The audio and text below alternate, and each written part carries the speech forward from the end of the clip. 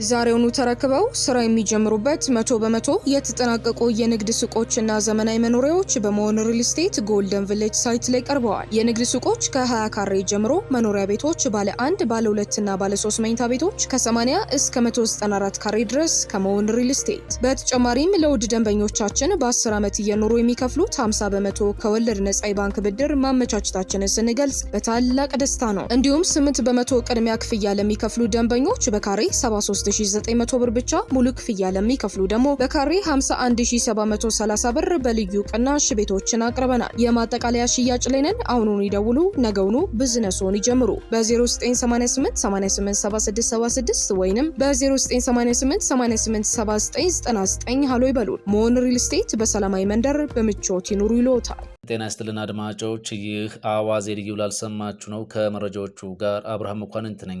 የተወዳጁ አርቲስት ነጻነት ወርቅነህ ህልፈት ዛሬ ተሰምቷል። ቻይናና ሩሲያ አሜሪካ በኢራን ላይ የተከተለች ያለችው የኃይል አማራጭ ቀጠናውን ወደ ከፋ አደጋ እንደሚከተው በጽኑ አስጠነቀቁም። የኒኮላስ ማዱሮ ቀንደኛ ተቀናቃኝ ማሪያ ማቻዶ የኖቤል ሰላም ሽልማታቸውን ለፕሬዝዳንት ትራምፕ አስረከቡም። የዩክሬኑ ፕሬዝዳንት ቮሎዲሚር ዜሌንስኪ በሩሲያ ተደጋጋሚ ጥቃት በደረሰባቸው አካባቢዎች የአስቸኳይ ጊዜ ሊያውጁ ነው ተብሏል። እስራኤል የሐማስ ከፍተኛ ወታደራዊ አዛዥን መግደሏም ተሰምቷል። የተኩስ አቁም ስምምነቱ ጥያቄ ውስጥ ወድቋልም ተብሏል።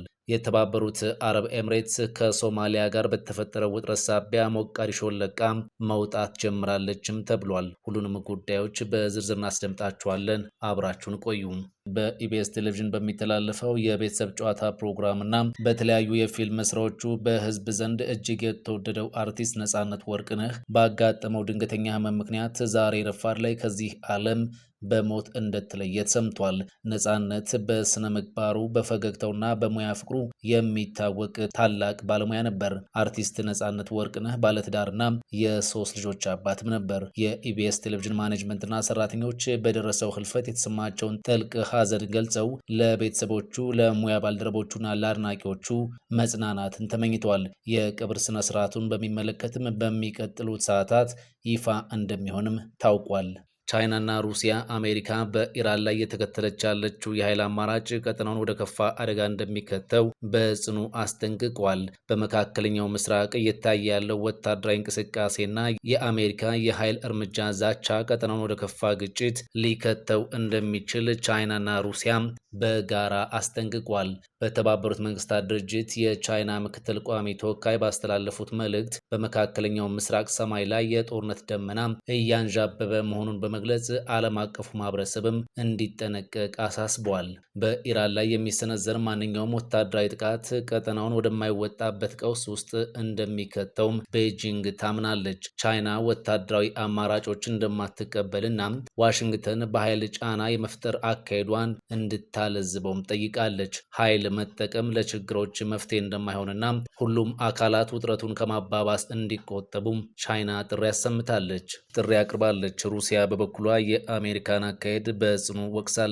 የሩሲያ ተወካይ በሰጡት መግለጫ አሜሪካ የኢራንን የውስጥ ጉዳይ ለገዛ ፖለቲካዊ ጥቅሟ እያዋለችው መሆኑን ገልጻለች።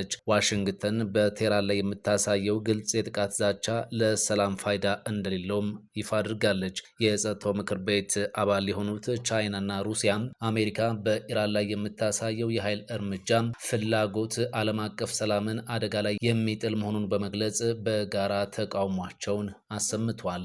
የዩክሬኑ ፕሬዝዳንት ቮሎዲሚር ዜሌንስኪ በሩሲያ ተደጋጋሚ ጥቃት በደረሰባቸው አካባቢዎች የአስቸኳይ ጊዜ አዋጅ ሊያውጁ ነው ተብሏል። ዩክሬን በኃይል መሰረተ ልማቶች ላይ በደረሰው ጥቃቶች የአስቸኳይ ጊዜ አዋጅ ልታውጅ እንደሆነ ቢቢሲ ዘግቧል። ወደ 4ኛ ዓመቱ ለመሻገር ጥቂት ሳምንታት በቀሩት የሩሲያና ዩክሬን ጦርነት ሩሲያ በኃይል ማመንጫዎች ላይ ሰነዘረቻቸውን ጥቃቶች ተከትሎ ፕሬዝዳንት ዜሌንስኪ በከፊል የአስቸኳይ ጊዜ አዋጅ ሊያውጁ መሆናቸው ተሰምቷል። ሩሲያ በካርኪቭና በኪቭ አካባቢዎች ባሉ የኃይል ጣቢያዎች ላይ በፈጸመችው የድሮንና የባላስቲክ ሚሳኤል ጥቃት ሰፊ የኤሌክትሪክ መቆራረጥ አጋጥሟል። የኃይል አቅርቦቱ መቋረጥ በሚሊዮን የሚቆጠሩ ዩክሬናውያንን ለከፋ የክረምት ቅዝቃዜ አጋልጧቸዋል። ፕሬዝዳንቱ በኪቭ አካባቢ ያሉ የኃይል ጣቢያዎች በአስቸኳይ እንዲጠገኑ ትዕዛዝ ያስተላለፉ ሲሆን የተቋረጠውን አገልግሎት በፍጥነት ለመመለስ የአስቸኳይ ጊዜ አዋጅ ወሳኝ መሆኑን አንስቷል። ዘለንስኪ የወደሙ መሰረተ ልማቶችን መልሶ ለመገንባትና የህዝባቸውን ህይወት ለመታደግ ምዕራባውያን አጋሮቻቸው አስፈላጊውን ድጋፍ በአስቸኳይ እንዲያደርጉም ተማጽኗል። የጥገና ስራዎች በተጠናከረ ሁኔታ እንዲቀጥሉ ባለስልጣናትንም አዘዋል ተብሏል።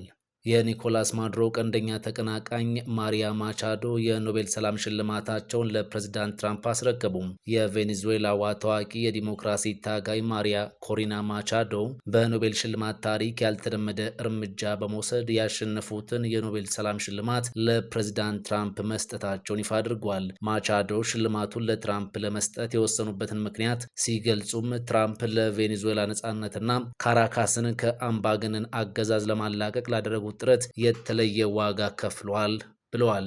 አክለውም የሪፐብሊካኑ መሪ ለዲሞክራሲ ላሳዩት ቁርጠኝነት ሽልማቱ ይገባቸዋል በማለት ተናግሯል። ይህ እርምጃ በኖቤል ኮሚቴ ዘንድ ከፍተኛ ጥያቄዎችን አስነስቷል። የኖቤል ሽልማት አንዴ ከተሰጠ በኋላም ለሌላ አካል ተላልፎ የማይሰጥ ወይም የማይጋራ መሆኑን ኮሚቴው ቀደም ሲል አሳስቦም ነበር። ማቻዶ ሽልማቱን ለትራምፕ ቢሰጡም በኮሚቴው ደንብ መሰረት ሽልማቱ በይፋ ተላልፏል ተብሎ አይታሰብም።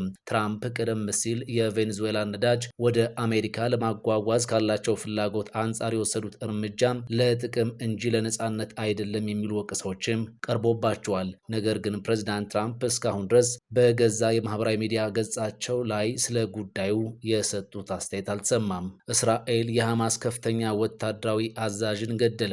የተኩስ አቁም ስምምነቱ ጥያቄ ውስጥ ወድቋልም ተብሏል። በጋዛ ሰርጥ ዴር አል ባላህ አካባቢ ትላንት ሐሙስ ዕለት በተፈጸመ የአየር ጥቃት የሐማስ ወታደራዊ ክንፍ የአልቃሲም ብርጌዶች ከፍተኛ አዛዥ መሐመድ አል ሐዋሊ መገደላቸውን ሐማስ ይፋ አድርጓል። ጥቃቱ የተኩስ አቁም ስምምነቱ ወደ ሁለተኛ ምዕራፍ በተሸጋገረበት ወቅት መፈጸሙ ውጥረቱን መልሶ አባብሶታል። ጥቃቱ የተፈጸመው በሐዋሊ ቤተሰብ መኖሪያ ቤት ላይ ሲሆን አዛዡን ጨምሮ በአጠቃላይ 6 ሰዎች ተገድለዋልም ተብሏል። ከተገደሉት መካከል የአዛዡ ባለቤት፣ ሴት ልጃቸውና የ16 ዓመት ታዳጊ እንደሚገኝበት ተዘግቧል። እስራኤል ስለ አየር ጥቃቱ እስካሁን የሰጠችው ይፋዊ መግለጫ እንደሌለ ከቢቢሲ ዘገባ ላይ ተመልክተናል። መቀመጫቸውን በሊባኖስ ያደረጉ የሐማስ ባለስልጣን ድርጊቱን በጽኑ ኮንነዋል። እስራኤል የተኩስ አቁም ስምምነቱን ለማፍረስ ሆን ብላ እየሰራች ነው ሲሉ ክሳቸውን አሰምተዋል። ጥቃቱ የተፈጸመው የጋዛ ጦርነትን ለማቆም የተደረሰው ስምምነት ግዛቱን የሚያስተዳድር በባለሙያዎች የሚመራ መንግስት ወደሚቋቋምበት ወሳኝ ምዕራፍ መሸጋገሩ በተገለጸ ማግስት መሆኑ ሁኔታውን ይበልጥ ውስብስብ አድርጎታል። የተባበሩት አረብ ኤምሬትስ ከሶማሊያ ጋር በተፈጠረው ውጥረት ሳቢያ ሞቃዲሾን ለቃ መውጣት ጀምራለች ተባለም። በሶማሊያና በተባበሩት አረብ ኤምሬትስ መካከል ያለው ዲፕሎማሲያዊ ግንኙነት መሻክሩን ተከትሎ ኤምሬትስ ንብረቶቿን ከሞቃዲሾ ጠቅልላ መውጣት መጀመሯ ታውቋል። ሐሙስ ዕለት የተባበሩት አረብ ኤምሬትስ መንግስት ንብረቶችን የጫኑ 3 አውሮፕላኖች ከአደን አዴ ዓለም አቀፍ አውሮፕላን ማረፊያ ተነስተዋል። ተጨማሪ 2 አውሮፕላኖች ደግሞ ዛሬ አርብ ሞቃዲሾ ይደርሳሉ ተብሎም ይጠበቃል። የሶማሊያ ፌዴራል መንግስት ከዩኤኢ ጋር የነበረውን የደህንነት የመከላከያና የወደብ ልማት ስምምነቶች ሙሉ በሙሉ ሰርዟል። ሶማሊያ ይህንን ጠንካራ ውሳኔ እንድትወስን ካደረጓት ምክንያቶች መካከል ዩኤኢ የሶማሊያን የአየር ክልልና ግዛት ያለ ፍቃድ በመጠቀም የየመን ተገንጣይ ቡድን መሪ አይዳሮስ አልዙቤይዳን በማስወጣቷ እንደሆነ ዘገባዎች አመላክተዋል። የዩጋንዳው ፕሬዝዳንት ዮዌሪ ሙሴቬኒ ሐሙስ ዕለት በተደረገው የፕሬዝዳንታዊ ምርጫ ጊዜያዊ ውጤት መሰረት በከፍተኛ ልዩነት እየመሩ መሆኑን የሀገሪቱ የምርጫ ኮሚሽን ይፋ አድርጓል።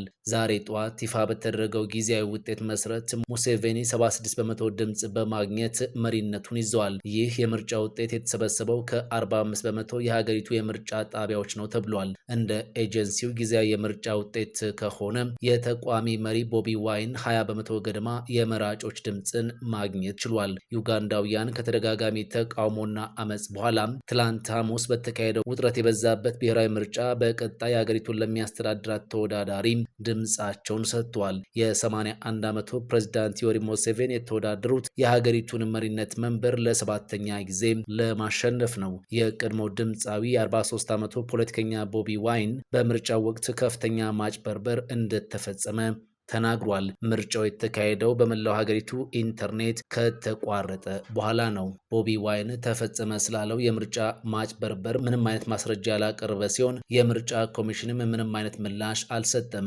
የቀድሞው የአማጺ መሪ ሙሴቬኒ የሚያሸንፉ ከሆነም የአራት አስርት ዓመታት የስልጣን ዘመናቸውን ያራዝመዋል። ሙሴቬኒ የጦር ጀነራል የሆኑት ልጃቸው ሙሁዚ ካይኔሩጋባን ተተኪ አድርገው እንደሚመረጡ በሰፊው ይታመናል። ይህንን ግን ፕሬዝዳንቱ አስተባብለዋል። የሀገሪቱ የምርጫ ኮሚሽን የመጨረሻውን የፕሬዝዳንታዊ ምርጫ ውጤት ነገ ቅዳሜ ይፋ ያደርጋል። ዛሬውኑ ተረክበው ስራ የሚጀምሩበት 100% የተጠናቀቁ የንግድ ሱቆችና ዘመናዊ መኖሪያዎች በመሆን ሪል ስቴት ጎልደን ቪሌጅ ሳይት ላይ ቀርበዋል። የንግድ ሱቆች ከ20 ካሬ ጀምሮ፣ መኖሪያ ቤቶች ባለ 1፣ ባለ 2 እና ባለ 3 መኝታ ቤቶች ከ80 እስከ 194 ካሬ ድረስ ከመሆን ሪል ስቴት። በተጨማሪም ለውድ ደንበኞቻችን በ10 ዓመት እየኖሩ የሚከፍሉት 50% ከወለድ ነጻ የባንክ ብድር ማመቻቸታችንን ስንገልጽ በታላቅ ደስታ ነው። እንዲሁም 8% ቅድሚያ ክፍያ ለሚከፍሉ ደንበኞች በካሬ 73900 ብር ብቻ፣ ሙሉ ክፍያ ለሚከፍሉ ደግሞ በካሬ 51730 ብር በልዩ ቅናሽ ቤቶችን አቅርበናል። የማጠቃለያ ሽያጭ ላይ ነን። አሁኑን ይደውሉ፣ ነገውኑ ቢዝነስዎን ይጀምሩ። በ0988 887676 ወይንም በ0988 887999 ሃሎ ይበሉን። መሆን ሪል ስቴት በሰላማዊ መንደር በምቾት ይኑሩ ይሎታል። ፈጣን ያልተሰሙ መረጃዎችንና ትኩስ የኪነ ጥበብ ዜናዎችን ለማግኘት የቁም ነገር ሚዲያ የዩቲዩብ ቻናልን በመቀላቀል ቤተሰብ የሆኑ ቻናላችንን ሰብስክራይብ ያድርጉ።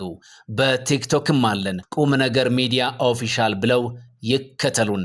እናመሰግናለን። ቁም ነገር ሚዲያ፣ ለቁም ነገር እንሰራለን።